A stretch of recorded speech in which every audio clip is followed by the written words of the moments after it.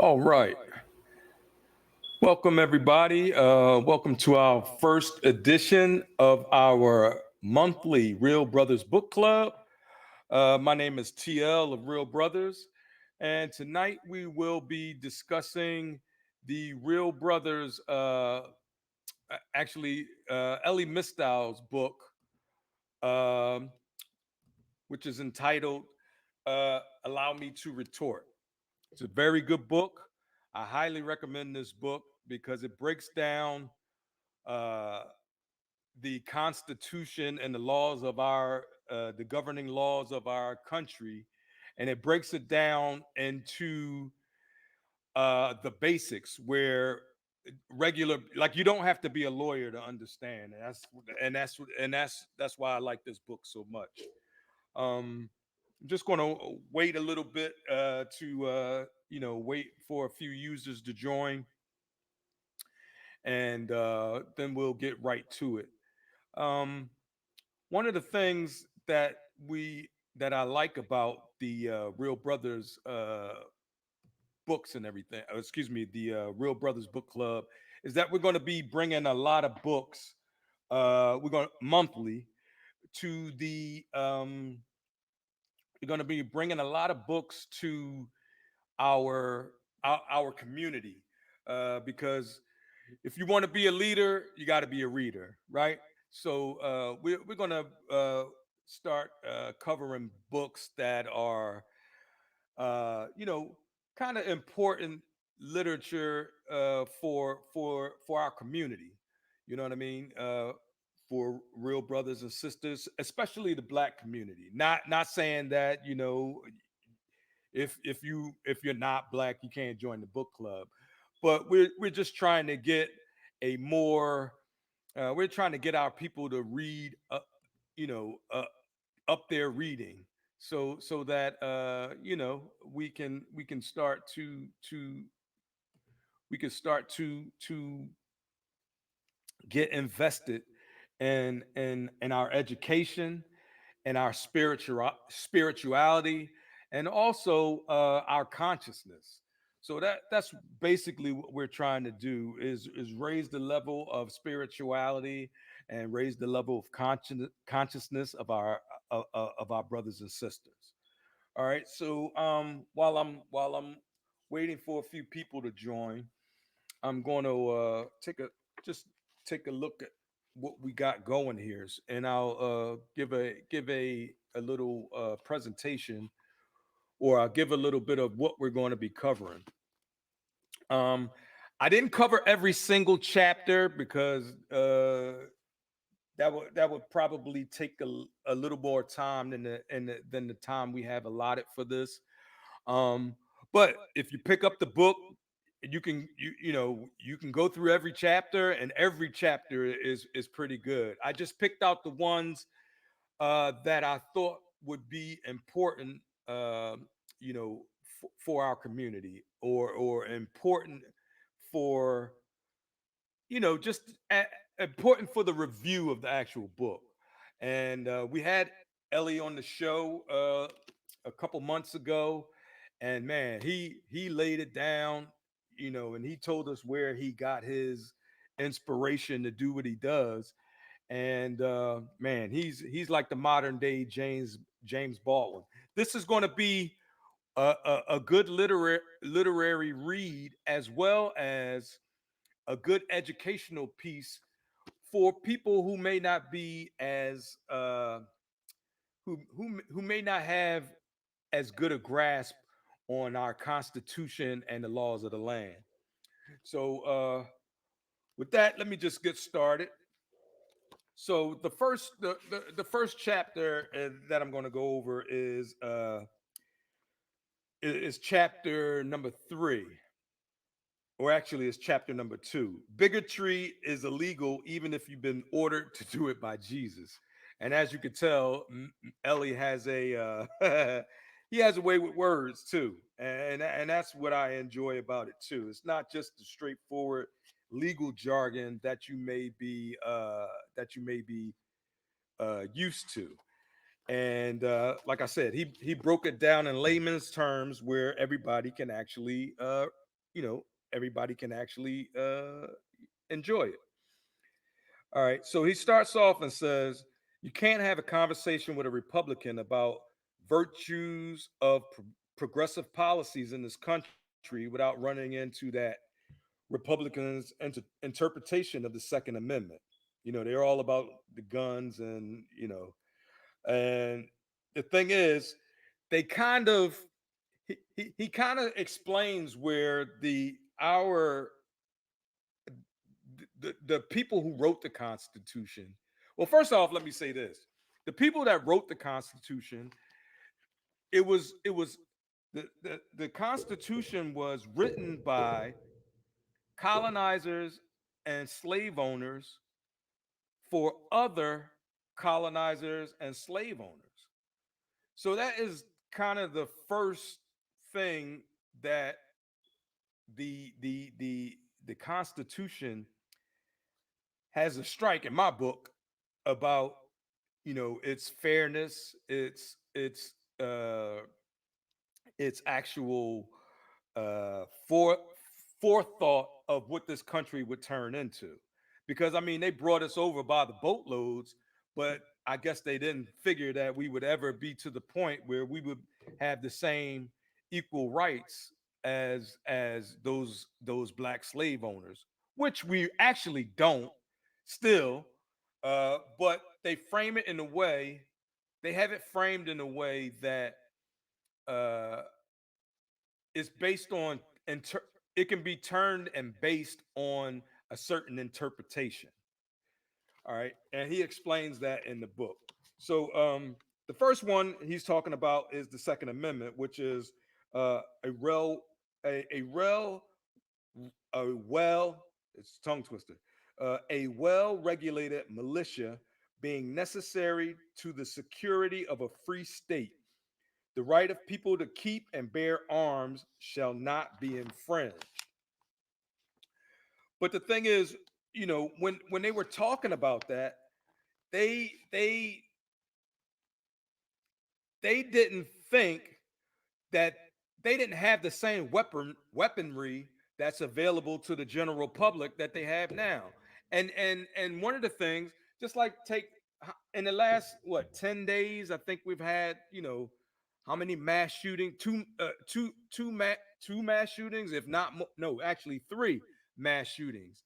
So there's actually more mass shootings that occurred than the actual days of the week that in the time frame in a small amount of time. So, I mean, I don't think the people that wrote this document, the Constitution, had any forethought that that was going to be the case. And if they did, I mean, then shame on them. All right. And so he also states here that the court cannot take judicial notice that a shotgun having a barrel less than 18 inches long has today any reasonable relation to the preservation or efficiency of a well regulated militia, and therefore cannot say that the Second Amendment guarantees to the citizen the right to keep and bear such a weapon. So he goes in on, on the NRA and, the Gun Control Act that was written in 1986, and he explains it uh, actually how it was written. Um, so the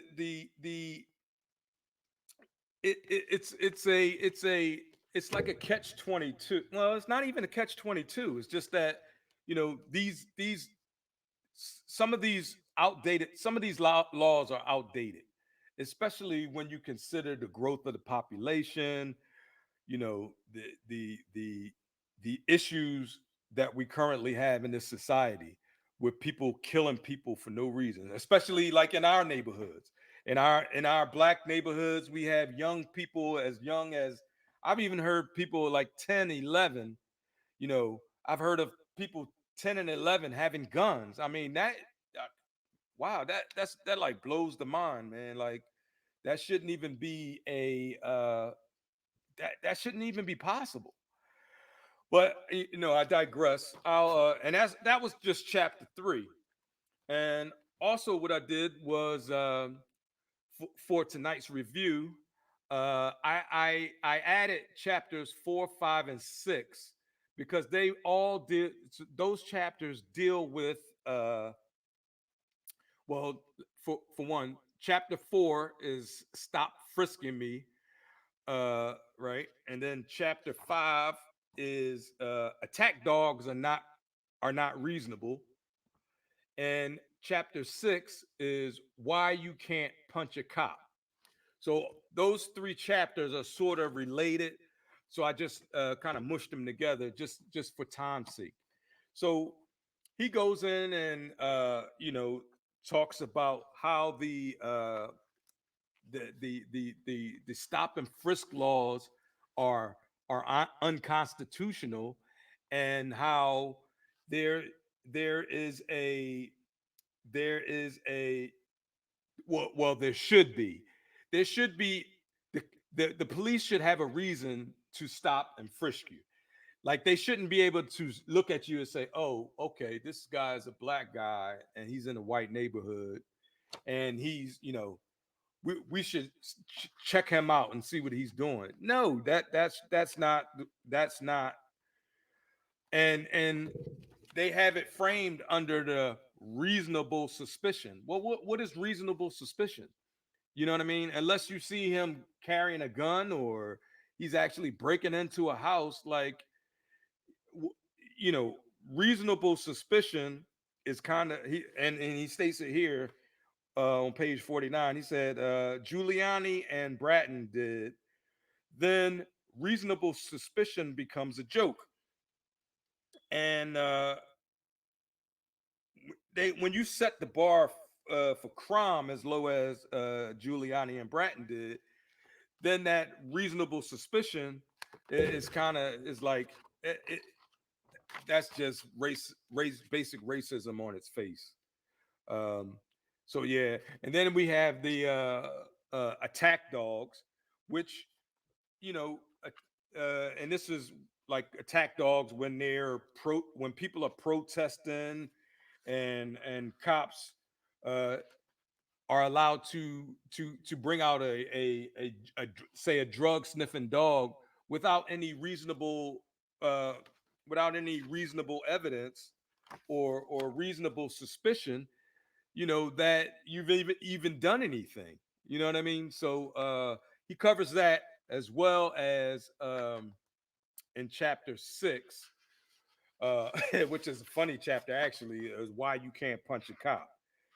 Okay, so they get into why you can't punch a cop because a cop can they have qualified immunity, first of all, which that is, and this chapter talks about that, which is trash, um, which makes them not have to be accountable for for when they do uh, assault a person. Um, and the thing is, if a cop hits you and you hit a cop back, first thing they're going to say is that you assaulted a cop.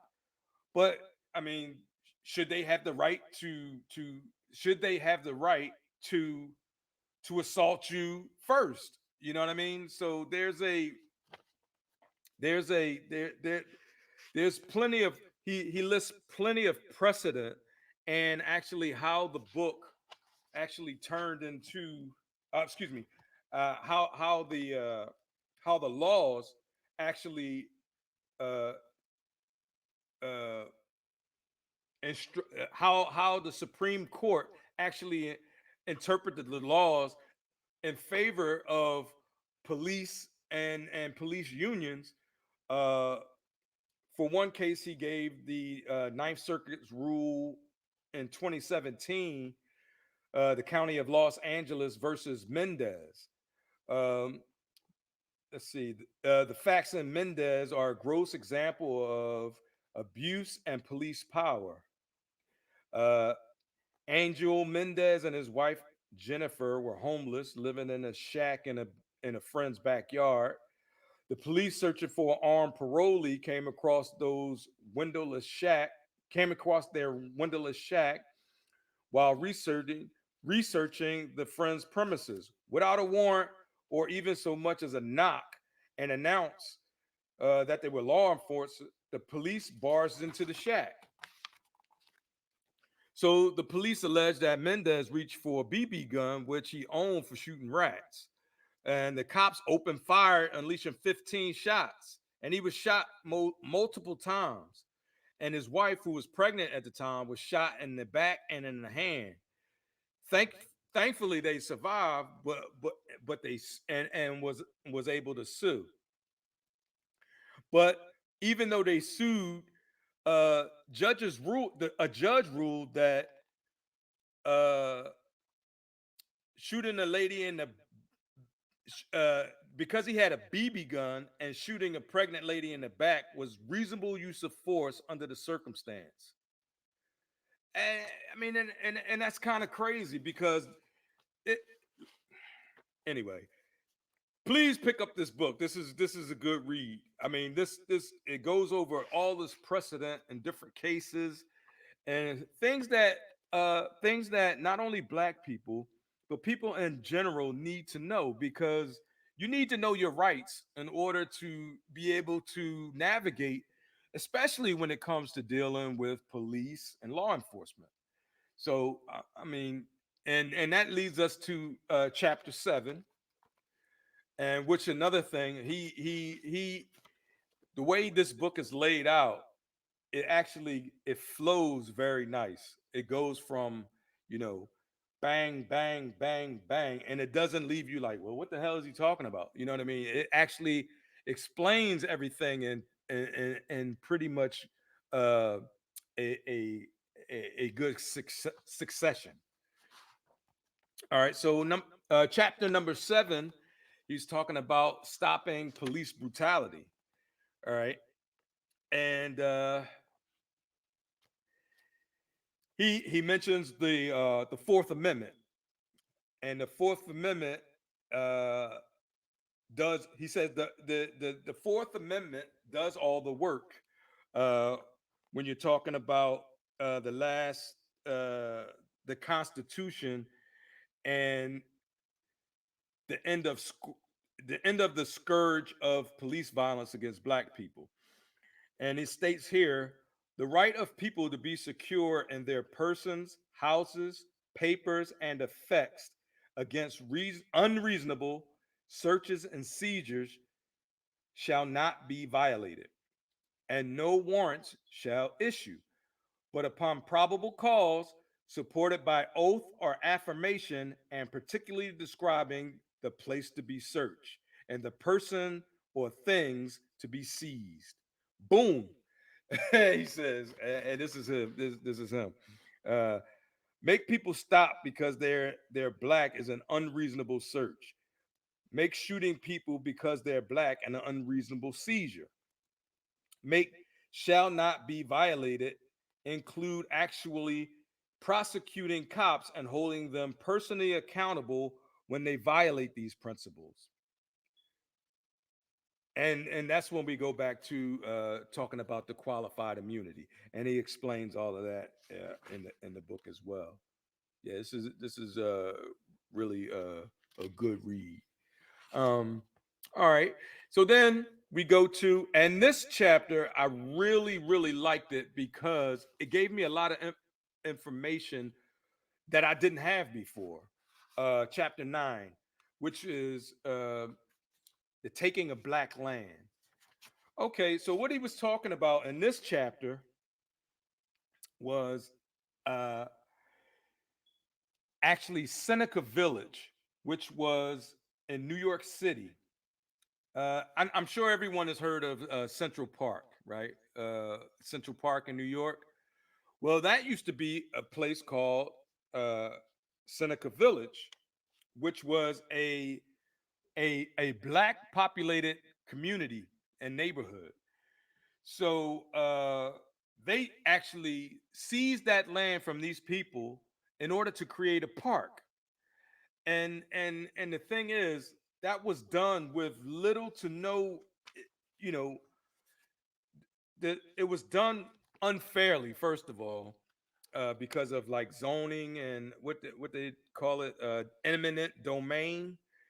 Yeah, and he explains, all of that about eminent domain and how eminent domain is one of those established laws that basically took away a lot of black people's ability to gain uh, gain generational wealth, because the quickest way in this country to start generating wealth is to own property, right?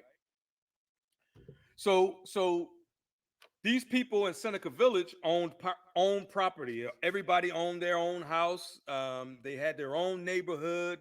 There was low crime. There was no, but they took this area and they took it for pennies on the dollar. Uh, so just imagine those same people today. If those families were to still have if that community still existed today, and those people still own those houses, do you know how much that land, those houses and that land would be worth today? Like in the millions. Like so, this is all in this book, and I like the way he broke it down, because he gives you exact instances of the eminent domain cases, and explains how they were allowed to do it. And this is all the Supreme Court. I mean, it's if you like, it's all a joke. It's all a joke. Like they this is we please read this book. My goodness, it is good. It is awesome. In order to for us to in order to us in order for us to journey to further, uh to be able to go further in life, in order for us to change our plight, in order from us to go from, you know uh, a, a lower class of income, we need to know what's going on. And one way to know what's going on is to know the laws of our land, and how, in this instance, well, in most instances, how they are against the uh, the forward progress of black people, and and others. Okay, so anyway, once again, so now we're going to switch gears a little bit, and go to chapter 10, which talks about a jury of your white peers. And he explains why he put white peers in there as well, because in most, as he says, and let's see, which page is it here? uh how they can, this is a this is an explanation of how black people, or actually how black people that are sentenced to crime, usually don't have a jury of their peers. They're usually judged by white people. So they so and the process of jury selection is, and this has to do with the Sixth Amendment, and I lost where it was. He describes a process called voir dire, VOIR space DIRE, and which this allows a prosecutor to exclude certain members of the jury pool or jury selection, based on you know the stupidest of reasons. It could be anything actually. So that is one thing that people don't really take into consideration when they think about going, you know, if they thinking about going to court and be judged by a jury. You want to make sure that you can have a jury of your peers. And sometimes, a jury of your peers is not going to be, 12 white jurors. You know what I mean? Especially if you're, an African American, and especially a low income African American. And he lists the cases, certain cases as precedent, like Batson versus Kentucky, and a couple others. But and the thing is, you know, he gives really good reasons of dissent, and really good reasons that you know that that shouldn't be allowed to take place. You know what I mean? So uh is it really is it, oh, hey Patricia. Yes, this will be recorded, and I'll be sending it out on the Real Brothers live page, and also on the in the group chat, and as well as on our Facebook and Twitter pages. All right. So yeah, so this goes over jury of your white peers, and then we mosey on over to what is it? The what he calls the most important part. Okay, and that starts out as in a sense, I've been explaining the Constitution with one hand tied behind my back. I've been looking at our rights and protections through the lens of the Bill of Rights and the 10 amendments originally appended to the Constitution, as the originalists do. I've been trying to explain why originalists are wrong on their ground and on their terms, on the things that they claim to care about. I really do believe that the Eighth Amendment on its face renders capital punishment unconstitutional. I really do think that the right to an impartial jury enshrined in the Sixth Amendment must mean the right to a representative jury of one's community.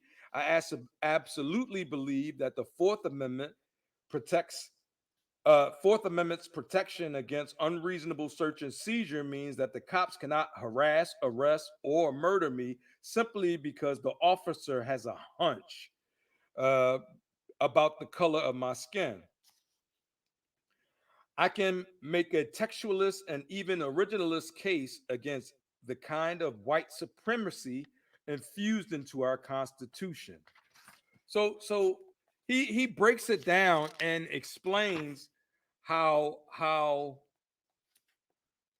the whole Constitution is actually, like I said, it was written uh, by colonists and slave owners for the benefit, for the explicit benefit of other colonists and slave owners. And there's been amendments here and there, here and there, but the actual interpretations of the Constitution still remain because of one, the Supreme Court, and two, because of uh, our uh, Senate and Congress. Mostly, well, I won't even say the Republican Senate and Congress. I'll say the Senate and Congress in general, because it's all one machine. All right, and now, and speaking of that, the next, like I said, it flows really good, and then it goes to, uh, we'll go to chapter 12, where he says, let's see here, reverse racism is actually not a thing. All right, and he goes into detail about explaining why that can't be the case, and he lays out a really good explanation of that. Um, let's see. Let's see. Let me see. I was looking. I had it marked here, but I'm looking here. One second.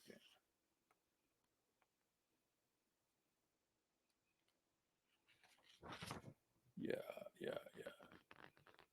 Okay, right here.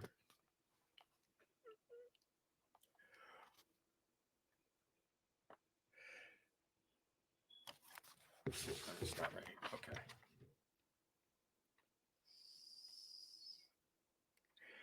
He says here, there is nothing in the Constitution that requires courts to have different modalities for judicial review, and there's certainly nothing requiring courts to define those different standards the way they have.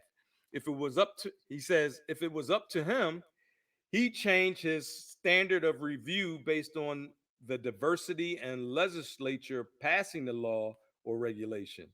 Did minorities and women get a say in this ordinance? If so, sure, as long as it's not clearly stupid, it should probably be constitutional. Did y'all really pass this law with an all white or disproportionately white legislature? Really? What year is this? If so, I'm not inclined to give you people any difference at all.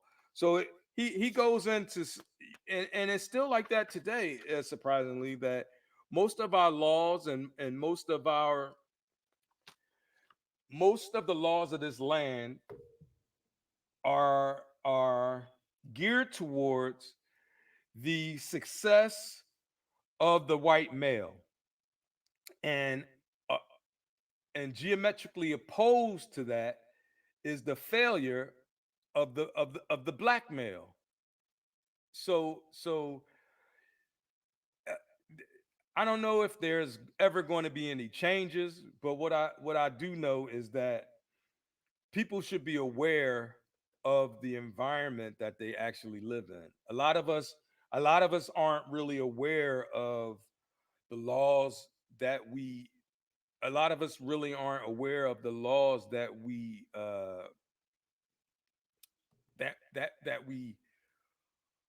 have in this country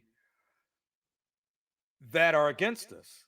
And I think if they did have the laws, if we did know how the laws were structured, I think we would also be more willing, or be more what's the word, enthusiastic about making changes. I'll say that. I'll say it like that. All right, and we're going to be winding down here because I only really allotted 30 minutes for this, and so let me get back to and okay, reverse racism. Okay, and then he has a chapter on abortion, which, I mean, the laws that they're passing now on abortion is like, uh, it's insane, and there's so much press. Like Roe versus Wade, they're not supposed to be able to. Well, not supposed to be able to, but that should be a law, or that should be a ruling that is not overturned, because when it was passed, it went through all of these reviews. It went through it went through the whole process of being voted. A lot of the members that were on the Supreme Court are still on the Supreme Court. So so so you're going to tell me that just the passage of time to is enough to roll back, just because, I mean, what other reason, uh, you know it, just only thing that I know is the passage of time. What's changed? I mean, uh, I would even argue that abortion procedures are even easier now than they were, when the Roe versus Wade case first came to be. So that is a that is a situation that he explains very well, and also that we have to work in order to make sure that that is not it's not overturned in the future. Well, that that we overturn the overturning of Roe versus Wade, because it's all about the woman's choice. And how can legislators or the government tell a woman what she can do with her body? I mean, that that's insane. That's insane. That's not freedom. That is not that's nowhere close to freedom. Uh, that's fascism, actually. Like, if you can make a woman not have you can force a woman to have you can force a woman to have a baby that she may not be able to take care of, or that she may, like, even she, let's say a woman was raped and, and conceived uh, a, a child during the rape. You mean to tell me that you have to uh, raise a baby that you had no control over, even getting? You know what I mean? It just doesn't make sense. But anyway, as far as the law is concerned, he explains it really, really, really well. All right, so I'm going to go to the last chapter, and the chapter is "What if your vote didn't matter?" Right. All right. So that's the last one. Well, it's actually not the last chapter. The last chapter is called "The Final Battle," but that's the last one we're gonna cover today. So, and it. What if your vote didn't actually matter? Uh, and I kind of differ with Ellie a little bit on this, because I mean, I do vote, but I only vote because I think there's a lesser of two evils. I mean, I think there's not a lot of difference between the Republican and the Democratic Party. Not a lot of. I mean, there's some difference, but I don't think there's a lot. They're all controlled by lobbyists. They're all controlled by, super PACs, and the whole nine. Um, so he's saying that you know we should vote more, just to make sure that we can control the laws of the land, and that's true to some extent. But the thing is, as I see it right now, and this is I know it's supposed to be about the book, but I'm just giving my little 2 cents on it. And he has a better grasp on politics and the law than I have, especially when it comes to like gerrymandering and all of that. I think that your vote doesn't matter, because if it did matter, if our votes actually matter, then the majority would be able to change the laws that they want changed. But as it is now, the majority, if there's certain polls that the majority says, okay, we want this done. Here, for example, I'll give you one for example, gun control, right? I saw an interview with Steve Kerr, and he said, he stated that 90%. He said there was a survey that 90% of our population in the United States agrees with uh, gun control laws. You know what I mean? But it's still, the bill has been written, but it hasn't passed. And that tells me that there's